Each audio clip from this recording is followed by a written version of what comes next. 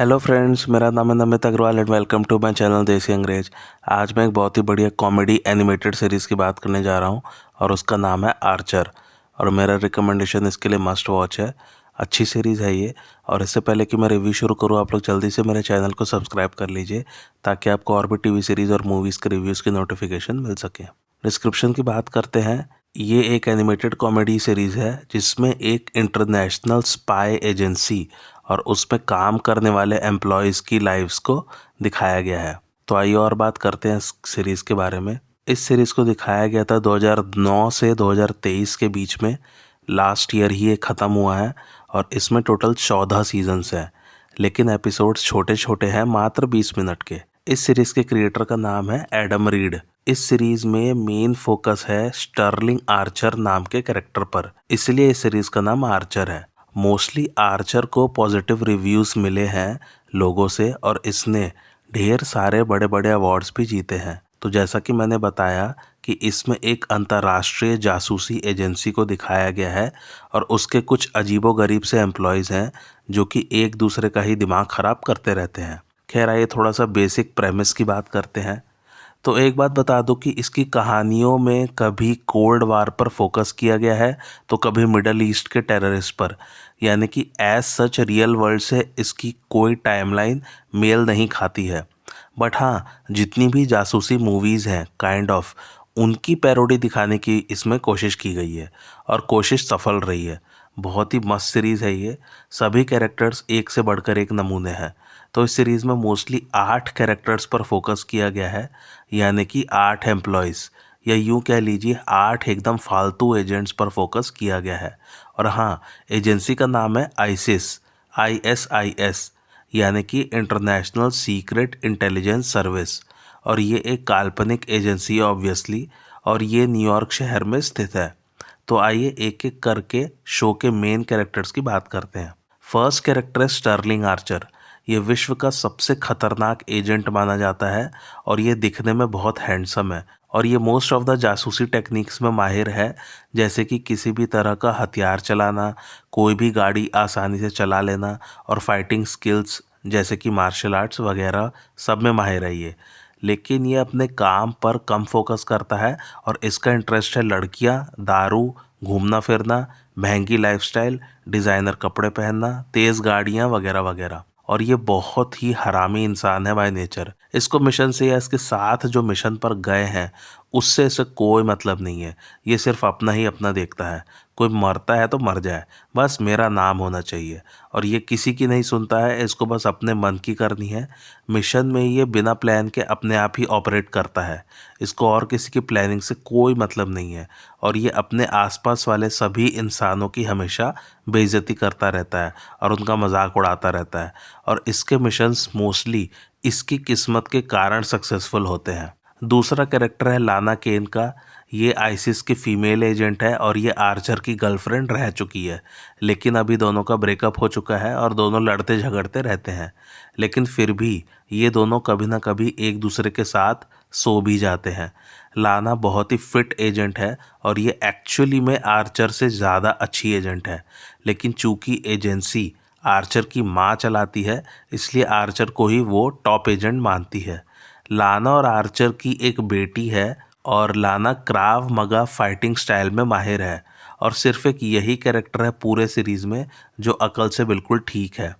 बाकी सभी पागल कैरेक्टर्स है इस सीरीज़ में और ये भी बहुत ख़तरनाक एजेंट है और ये आर्चर से कभी प्यार करती है और कभी नफ़रत करती है। एक यही है जो आर्चर का मिशन के दौरान बहुत मजाक उड़ाती रहती है। लाना आर्चर की खूब बेइज्जती करती है जब भी वो उल्टे सीधे तरीके अपनाता है मिशन के दौरान।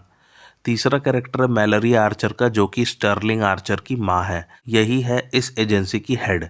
ये स्टर्लिंग आर्चर से भी बदतर कैरेक्टर है।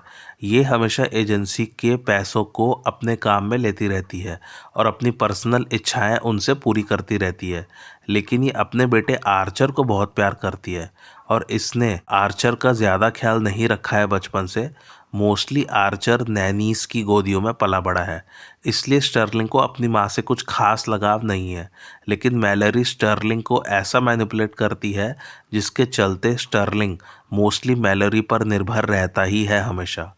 मैलरी ने अपने जवानी के दिनों में खूब मज़े किए हैं, उसके खूब सारे लवर्स रह चुके हैं और उसने भी कई मिशंस में काम किया है। और नेचर वाइज ये आर्चर से भी गई गुजरी है।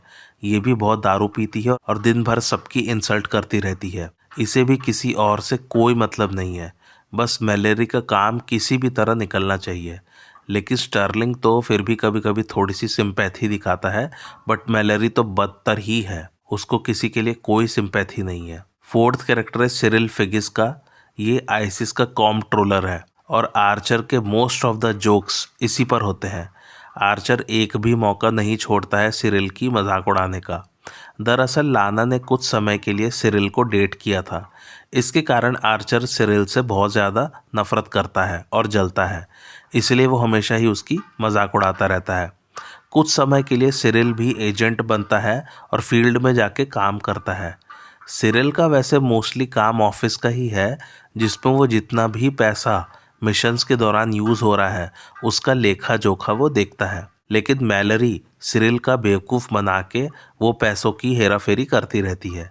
खैर सिरिल को थोड़ा सा इसमें डरपोक दिखाया गया है। उसको बंदूकों, लड़ाइयों और गोली मारी और मार धाड़ और खून से बहुत डर लगता है। ओवरऑल सिरिल से आर्चर बहुत जलता है और उस पर हमेशा जोक्स मारता रहता है। फिफ्थ कैरेक्टर है शेरिल टंट का। ये मैलरी की पर्सनल सेक्रेटरी है, लेकिन दिमाग से पागल है और इसके बारे में जितना बताऊं उतना कम है। ये अल्टीमेट लेवल की पागल है। ये बहुत अजीब अजीब सी बातें करती है जिसका कोई सिर पैर नहीं होता है। और शेरिल की बहुत अजीब अजीब सी फैंटेसीज हैं। मोटा मोटी कहे तो इसका कैरेक्टर थोड़ा सा सुसाइडल है और मर्डर करने में भी ये कैरेक्टर हिचकिचाएगा नहीं।